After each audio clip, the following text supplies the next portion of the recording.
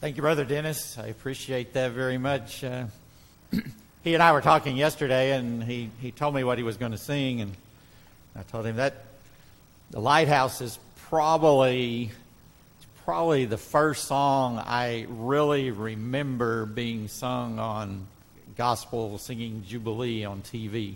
I remember when that song came out, and that was a day or two ago, right?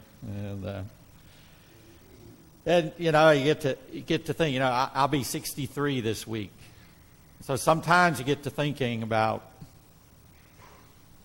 what have you done with your life. Y'all ever do that? Yeah, sometimes I just stop and think. Well, you know what? Have I really changed anything? Is anybody really gonna notice when I'm gone? You know, what should I have done, or what could I have done, or you know, am I making a difference in life? Am I making a difference here at Hatley? Could somebody else do it better than I could? You know, these things that go through your mind. Y'all ever get down sometimes? You know, I'll just be honest. I really don't want to be here today. Right? You say, well, preachers are supposed to always want to be here. Yeah, but you know, preachers have bad days too, right? And where you just feel like, you know, nothing's really going right. You know, you don't feel too happy, you don't feel too satisfied, you don't feel too fulfilled, and sometimes, you know, you just want to pack a bag and run, right?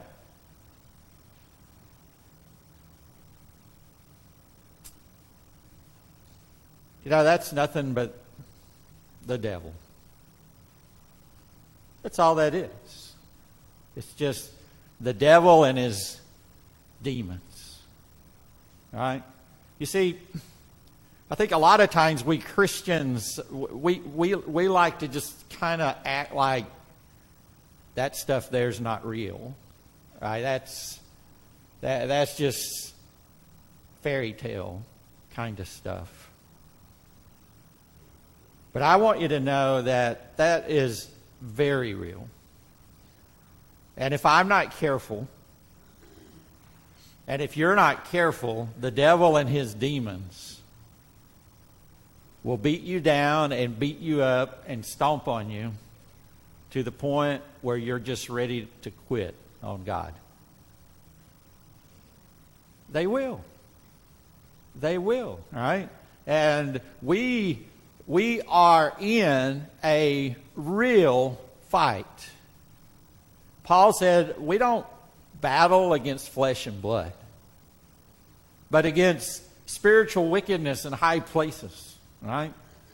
We battle in a spiritual world. Now, we can't see it.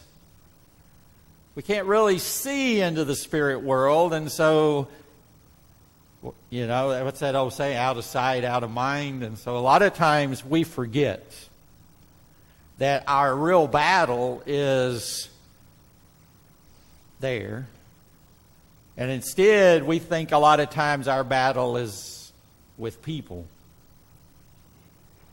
You know, we have it out with somebody at church, and they, you know, that's so-and-so's fault. And if they do right and they do this, that, and the other, then, you know, this kind of stuff wouldn't have happened. But our battle is not really with the brother or sister who hurt our feelings. Our battle is with the devil, who would love to do nothing more than tear up the relationships in this church and destroy it. You and your wife have a spat. And you start thinking, man, you know, I can do better than this. You know, there's some guys or there's some girls or men or women out, they'll treat me better than this.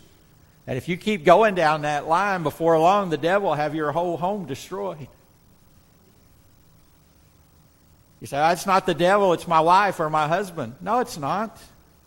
We got to get past that as children of God. Our battle is not with flesh and blood. The devil is out there, and he's real, and he wants to destroy anything good that God is trying to do. Whether that be my testimony or yours, my family or yours, my church, your church, whatever good we might have, or whatever good we might be accomplishing, the devil wants that destroyed. And so there's this war. This war has been raging on this earth really since the Garden of Eden, right? Good versus bad, right versus wrong, darkness versus light, God versus the devil. This war has been raging and it's been going on and it still goes on. God and Satan are bitter enemies, but it hadn't always been that way. At first, Satan was called Lucifer. He was an angel of light. And he served God, and he served God faithfully, but pride entered into him. We read in Ezekiel chapter 28 and Isaiah chapter 14, we read that pride entered into his heart, and he began to think that instead of worshiping God, he ought to be God. And so he tried to bring about a revolt in heaven and unseat God from his throne and take his place. Of course, he failed. And God cast him out of heaven along with, the Bible says, about a third of the angels of heaven. Now, where are all those angels and the devil? Where did God throw them to? Where did they land? Right here, right? Right here. And so ever since that time, ever since the fall in the Garden of Eden, the devil and his angels have been attacking God's greatest creation, man. And the devil and his cohorts would love to destroy us, love to separate us from God, right? And this war goes on day in and day out. All around us, we may not see the demons, but we see the results of it. You pick up the newspaper if you read those anymore. Or you check the news online, or you watch the news on TV. How sickening is that? It's horrible, isn't it?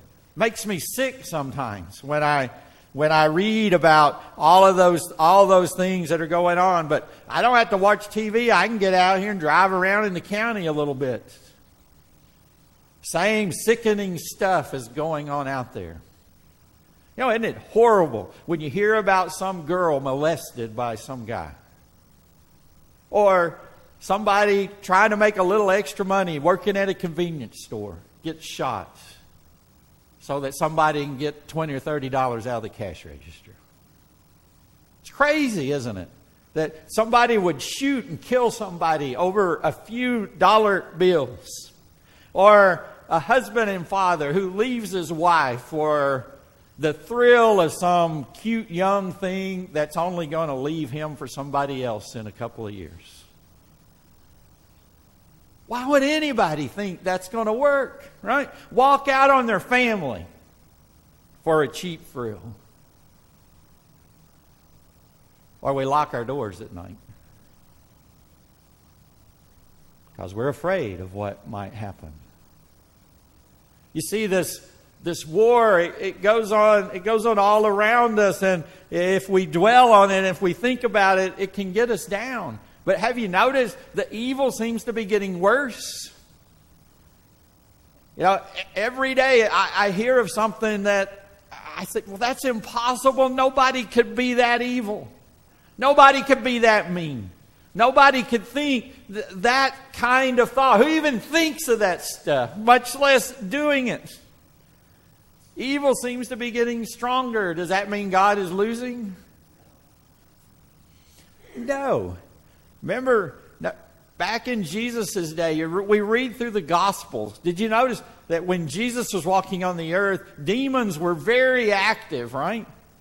And Jesus ran into demons all the time. It seems like when the Son of Man was on the earth getting ready to die on the cross to pay for our redemption, the devil came out in force to try to stop him. And I believe that as we enter the end times and we get closer to the time that Jesus comes back, the devil is going to rise up again to try to stop that. He doesn't want Jesus to win. He doesn't want him to sit on a throne. He doesn't want him to rule. And he's going to try with all of his power to stop him. And I believe as we get closer and closer to the time that Jesus returns, demons are going to be more and more active. We just read the book of Revelation. Remember all the things that they did? Evil. It's going to get worse and worse and worse till Jesus comes. The Apostle Paul prophesied about that in 2 Timothy chapter 3 and verse 1. It says, "This know also that in the last days perilous, vicious times shall come." Right? That's the bad news. But there is good news. 1 John chapter 4 and verse 4. Right? This is what we need to hear. He who is in you is greater than he who is in the world. Right? Who's in us? Jesus Christ. And he is greater than the devil. He's greater than evil, right?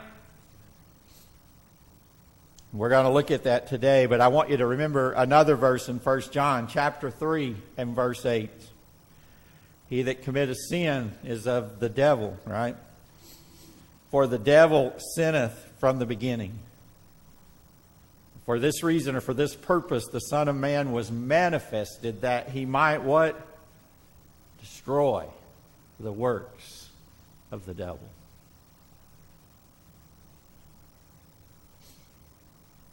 So hopefully, as we go through this lesson, we'll begin to understand that we have those dark, gloomy days when we just don't want to be there and we don't want to do anything good. We just want to run and hide. I want you to remember you have something in you better than that, stronger than that, more powerful than that. So let's read this story in Matthew chapter 8. Verse 28, when he was come to the other side, into the country of the Gergesenes, there met him two possessed with devils, coming out of the tombs, exceeding fierce, so that no man might pass by that way. And behold, they cried out, saying, What have we to do with thee, Jesus, thou Son of God? Art thou come hither to torment us before the time? And there was a good way off from them a herd of many swine feeding. So the devils besought him, saying, If thou cast us out, suffer us to go away into the herd of swine. And he said unto them, Go. And when they were come out, they went into the herd of swine, and behold, a whole herd of swine ran violently down a steep place into the sea and perished in the waters. And they that kept them fled and went their ways into the city and told everything, and what was befallen to the possessed of the devils. And behold, the whole city came out to meet Jesus, and when they saw him, they besought him that he would depart out of their coast. So first of all, let's look at this thing of possession, right? Being possessed by devils or by demons. What's that all about, right? We don't think about it much, like I said, unless we read it in the New Testament. But first of all, let's get the context here. Remember, Jesus has preached the Sermon on the Mount. He's come down off of the mountain. He did all of these amazing miracles in and around Capernaum. And remember, they came and couldn't even get into the house. There were so many people there, and Jesus healed and fixed every one of them that came. And then finally, Jesus was ready to get away from the crowd, and so he told his disciples to get in a boat and to go across the lake. Right? So in the evening, probably at night, they left to go across the Sea of Galilee. There was a great storm that came up. The disciples were afraid. Jesus silenced, right, muzzled the storm with a word. And then now, probably the next morning, they have now come to the other side of the Sea of Galilee. And when they get to the other side of the Sea of Galilee, Matthew tells us that they came to the country of the Gergesenes. Now, on that side of the Sea of Galilee, across from Capernaum, there were two little towns, or villages would probably be better word for them. One was Gergesa, and the second one was Gadara. And these two villages were probably maybe 5 or 6 miles apart. And Mark and Luke tell this story. They say that Jesus came to the land of the Gadarenes, right? And or the Gadarenes. He doesn't say the other one, right? The point is, these two cities were fairly close together. Probably the graveyard was probably in between the two, and so that's probably where they were, right? Kind of in between these towns. So that's where they were. And they get out of the boat and they're walking to shore, and here come these two demon-possessed men, right? Crazy, right? Wild, mean, right? And there are two of them. Now again, Mark and Luke only mention one. So a lot of people say, well, see, you can't trust the Bible because one story says two, the other story says one. So what's going on? Well, Matthew tells us there were two, but did both of them talk or just one?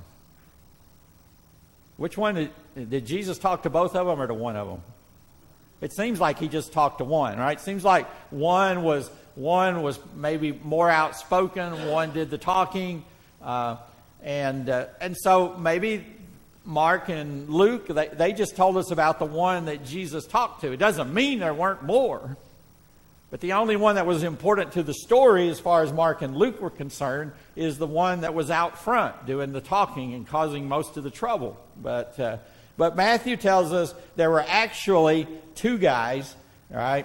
Two guys that lived in these tombs that were possessed by demons. Now, what does that mean? To be demon-possessed means what? It means that one or more demons have come to live inside a person's body and they have control, at least partial or complete control of that person. That's what it means to be demon-possessed. All right? It can be one demon, it can be more. Right? It doesn't have to just be one. But the person who has the demons loses, like I said, partial or complete control of himself. And as I said, it was common in the New Testament for demon possession. Jesus actually gave his apostles power to cast out demons when he sent them out. Okay? Now, please understand, demonism is still alive and well today. Maybe we don't see it so much out in front, but go to South Louisiana. Go to Africa. Go to some third world country where they have these occult, dark type religions. And you'll see people who are controlled by evil spirits. It happens. It's still there. All right. Now today we have nice words for demon possessed, like insane and mentally ill and things like that. Now, don't get me wrong. I'm not saying every person who has a mental disease is demon possessed. That's not what I'm saying. But some of them probably are. Some of them probably are. And if you've been around some of those people, there are people out there who really have no control over themselves whatsoever. They may know what they ought to do, but they cannot do it. All right? So I just want you to understand that it's real. It does happen. And we can't always pick up on it. We can't always see it because, we only see the effects. We don't see the evil spirits. Now, these two guys lived in the tombs. And remember, tombs back then would have just been caves dug into the cliffs there where they were. Kind of like where Jesus was buried, a hole in the rock, and then they put a stone over it. Well, that's where these guys live. They got out of the weather by going up into these dugout areas, and I guess they slept with the bones. That's the way they lived. Next, notice Matthew said they were exceedingly fierce. Exceedingly fierce. Did you notice the town people were afraid of them? They wouldn't even go out there where they were, right? They were afraid. Why? Yeah, they had no idea what these guys might do, right? There was no, who knows what might have happened. And the Greek word there for fierce, that's translated fierce, is only used one other time in the New Testament. One other time. Guess where? I already read it to you. 2 Timothy 3:1. But know this, that in the last days, perilous or vicious times will come. Now, was Paul trying to let us know that it's going to be a time of increased demonic activity? I don't know, but this is the only place that this Greek word is used in the New Testament, in those two places. The fifth thing about these demon-possessed guys is they wouldn't let anybody come by. Everybody was afraid. Mark tells us a little bit more about the one of them. Said he'd often been bound, right, with shackles and chains, and the chains had been broken, been pulled apart by him, shackles broken. No one could tame him. Night and day, he was in the mountains and in the tombs crying, cutting himself with stones. Now, that would be insanity, right, by any definition. I mean, obviously, this guy was insane. And then notice, when Jesus gets on shore, these demons speak through the body that they're in. And what do they say? What did they say to Jesus? Man, what do we have to do with you, Son of God? They knew who he was. They knew exactly who Jesus was. You Son of God, right? What were they saying? They said, man, what are you doing here and why are you bothering us? That's what they wanted to know. And so they recognized him as the Son of God. They hated him. No doubt they hated him, but notice they were powerless to do anything. They didn't even try to do anything to Jesus. Why? Why wouldn't they? Why wouldn't they try something?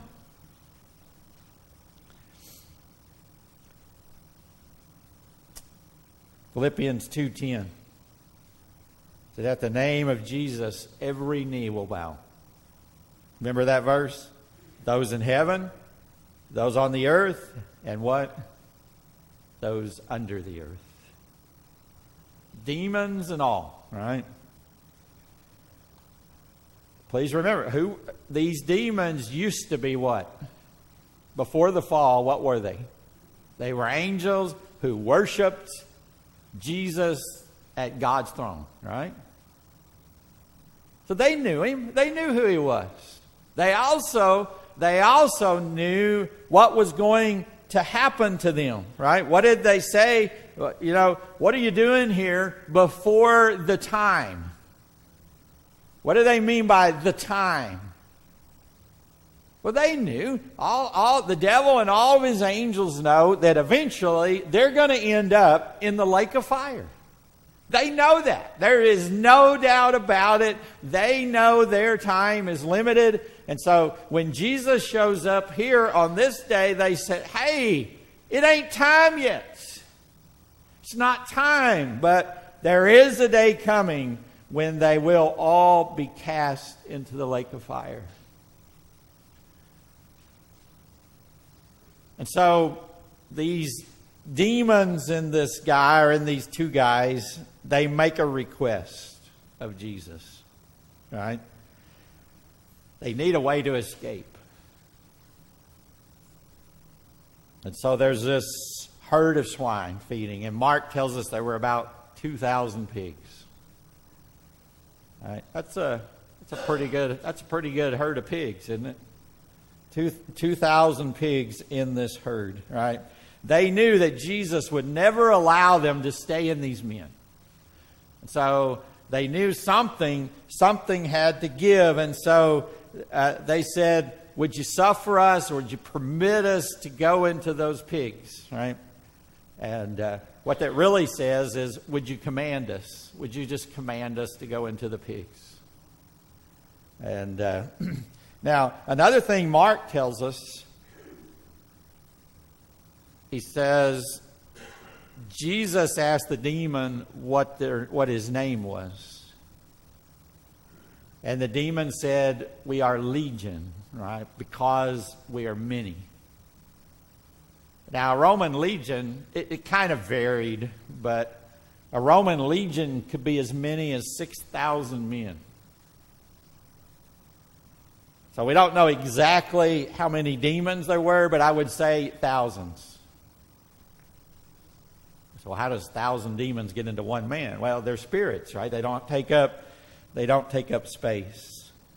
And so a herd of swine would have been enough to accommodate them. Can you imagine a demon wanting to live in a pig?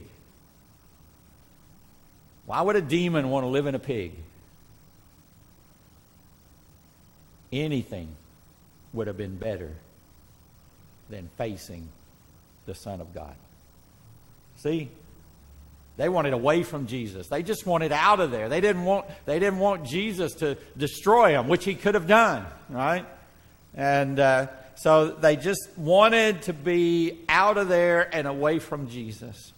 And so the next thing, that big thing I want you to notice is the power. Notice the power of Jesus, right? Jesus sent the demons into the pigs, right?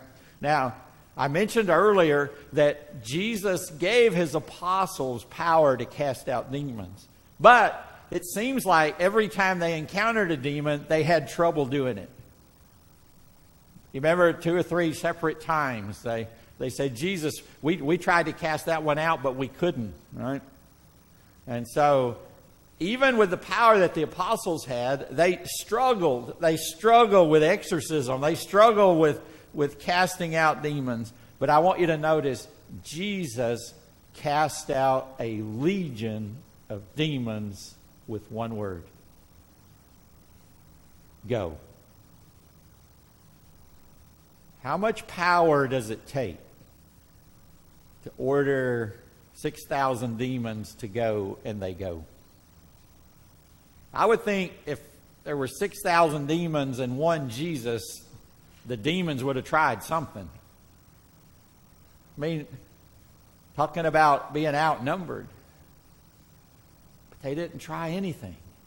They begged him, they pleaded with him to just let him go into the pigs, right? Because they were scared. They knew that Jesus had more power than 6,000 of them had. And demons are powerful. They can do a lot to us, a lot of damage to mankind, right? But at one little word, they had to do what Jesus commanded. That's what I want you to grab today. Jesus is powerful, right? And if the demons are after us, if the devil's chasing us, if we're tempted to quit or to run or to hide or whatever, we have something in us more powerful than thousands of those guys. And we need to be so thankful for that, right? The demon-possessed pigs then did what? Committed suicide. Why do you think that whole herd of pigs ran off a cliff and drowned? Because they were crazy, right? Right? Wait, what did the demons do to the men? Made them crazy, right? What did they do to the pigs? Made them crazy, right? They didn't want the demons in them either, right? So they ran off a cliff and drowned.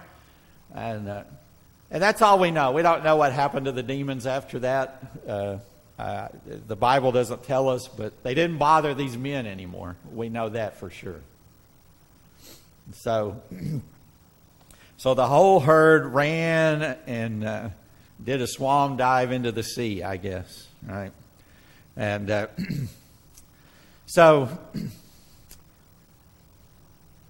some people think that all these pigs were owned by some Jews who were raising them to sell to the Gentiles. Right? Now, I don't know if that's true or not, but it would make sense, right? That maybe Jesus get rid of the pigs because they were violating the law of Moses. I don't know, maybe. But I do know this. 2 souls of men are worth more than 2,000 pigs. That I know for sure. Right? So Jesus was more concerned about these 2 men than he was 2,000 pigs. Right? So Satan is powerful, but not near as powerful as Jesus is. And then the next thing I want you to notice is the position of the townspeople. Now, you would think that a guy comes along and he takes care of these 2 crazy men in the tombs that everybody's afraid of, that the town would be rejoicing because somebody had come and saved them from this nightmare. Can you imagine living there in the middle of the night? These guys would be screaming and hollering and throwing rocks and who knows what. I mean, they've been tormenting these little villages for years. And so finally, Jesus comes along and he takes care of the problem. And the keepers of the pigs, they run into town and they tell everybody what's happened. I'm sure they tell them about their pigs, right? I mean, they lost 2,000 pigs. But Matthew tells us the main thing they told was what happened to those guys. The other account says that when the townspeople came out, they saw these 2 crazy guys, these demon-possessed guys. They were sitting at Jesus' feet, clothed, because they'd been running around naked. They were sitting at Jesus' feet, clothed, and in their right mind, listening to what he had to say. That's what Jesus did to them. When the townspeople came, what do you think? Were the townspeople, they came, they saw Jesus, they said, "Get out of here. Get out of here." Why? Were they mad because the pigs got killed? I don't think so. Because the pigs didn't belong to the whole town, right? They only belonged to some pig farmer, right? So why did they want Jesus to leave? I think they were scared. Those 2 demon-possessed guys, that was scary enough. But here's a guy now that can tell demons where to go, and they have to go. So I think they were scared. And so Matthew says that actually the word there is prayed or begged. They prayed or begged Jesus to leave. Just get on your boat and go back. We don't need you. But the sad thing is, they actually needed Jesus just as badly as the demon-possessed guys did. They just didn't know it. They needed Jesus too, right? Maybe they weren't demon-possessed like those guys were, but they needed to be saved. They needed what the Son of Man had to offer, or Son of God had to offer. But instead of coming to Him, like all the people in Capernaum did, instead of coming to Him, they said, "We don't want you here," right? Get out of here. And it says the whole city came out. Now, I know it was a village, but still, it's probably a few hundred people. All of them came out. And they found these guys, and they began to beg Jesus to leave. Now, what's interesting is, as Mark tells us, that one of the demon-possessed guys begged Jesus, same word, prayed, begged Jesus to let him go with him. So the townspeople are begging Jesus to leave. One of the men's begging Jesus to let him go. But obviously, Jesus knew those town people needed something. And so he said to the man that was begging to go, he said, no, you go back into town and you tell your brothers and sisters what's happened here. So go be a witness. And so he did. Now, which are we today? Are we begging Jesus to leave us alone? To get out of our lives? Or are we begging Jesus to take us with him? Which are you? Which are you today? Now, to wrap this up, I want us to look at 4 final facts about demons and Jesus. Okay? 4 final facts about demons and Jesus. First, demons have great power. Right? They are very, very powerful. And if mankind gives them the opportunity, through rebellion against God, through drugs or alcohol or occult religion or whatever, if mankind opens up the door for them to come in, they will. And they'll destroy lives. They're powerful. Remember, in Daniel chapter 10, Daniel had been praying, and it took a long time for an answer to come. And when the answer finally came, the angel, the messenger, said, hey, I've been trying to get to you.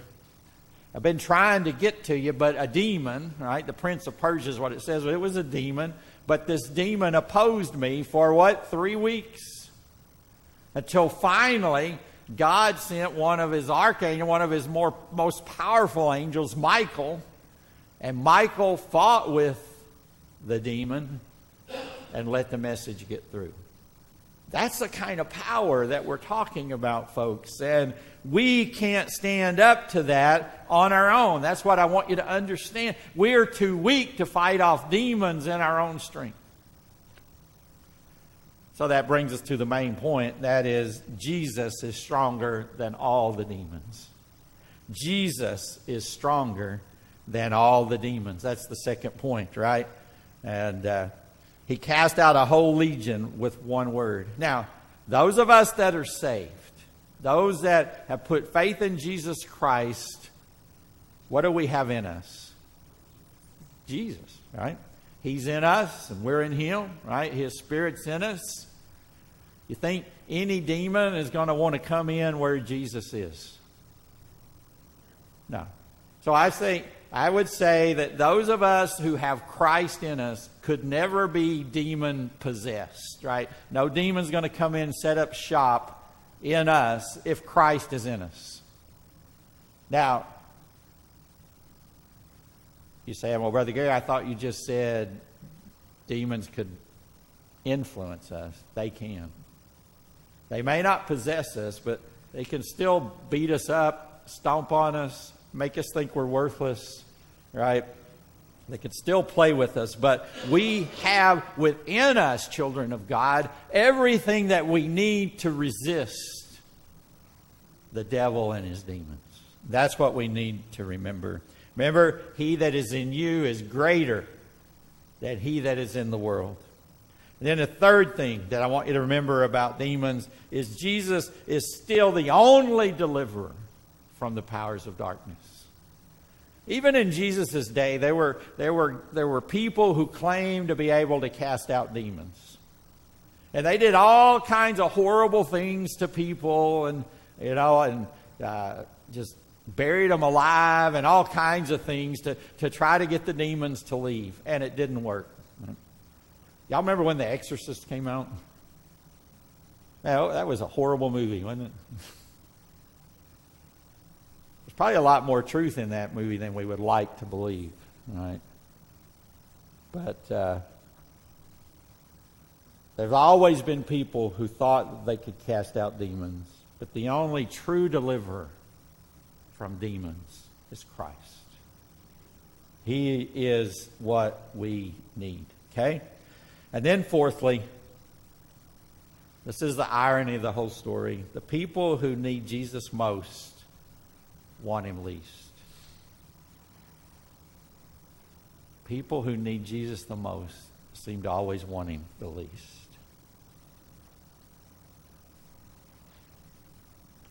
The people in Gergesa and Gadara, man, they needed salvation. They needed Jesus in their lives. But they didn't want him. Get out of here, they said. Get out of here. There are so many people today, right here in Monroe County, so many people. They need Jesus desperately. They're being destroyed by demons and by evil and by all this stuff that's going on, and they need Jesus. But they can't see it. They can't see it.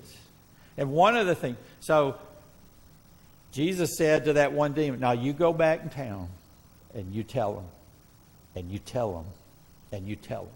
All right? Why did he need to go tell them? Because they needed Jesus. They needed the truth. And what are we supposed to do? Those of us who have Jesus, those of us who have been delivered from the devil, from sin and all that, what are we supposed to do? We're supposed to go tell them. Go tell our brothers and sisters, our friends and our neighbors what Jesus can do. Yeah, they probably don't think they need Jesus, but they need him more than anything. And you and I know the blessings of having Jesus in us. You know, hell, the lake of fire, it's going to be full of demons one day. Is that really where you want to spend eternity? You want to be there with all of that? I'd much rather be with Jesus in heaven. And all we have to do to get to heaven is quit trying to run our own life, believe that Jesus is the Son of God who died for us, ask him to forgive us, and come and be the master of our lives. If we'll let Jesus be master and Lord, if we'll let him forgive us, believing that he can, then he's going to take care of the devil and the demons, and we don't have to worry about hell. It seems so easy. You'd think everybody would do it. But no, man, we're too prideful, too arrogant. Think we can do it on our own, think we don't need God. People are dying day in and day out without Jesus. We got to go tell them. Will they all believe us? Probably not. But some will.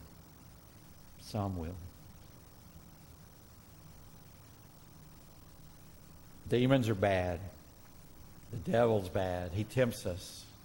He puts pressure on us. He makes us want to do things normally we wouldn't do. But when you start feeling, like I was talking about at the beginning, when you start feeling the power of darkness pushing down on you, shoving you somewhere you don't want to go, making you think things you don't want to think, turn to that power that's within you. He that is in you is greater than he that is in the world. Jesus didn't give up on you. Don't let the devil convince you to give up on him. And if you don't know Jesus as your Savior, don't let the devil convince you that you don't need Jesus. You need him more than anything in your life. And so as we stand together and as we sing this song, would you come? Would you come? Say no to the power of darkness and say yes to the light of Jesus Christ. Would you do that today as we sing?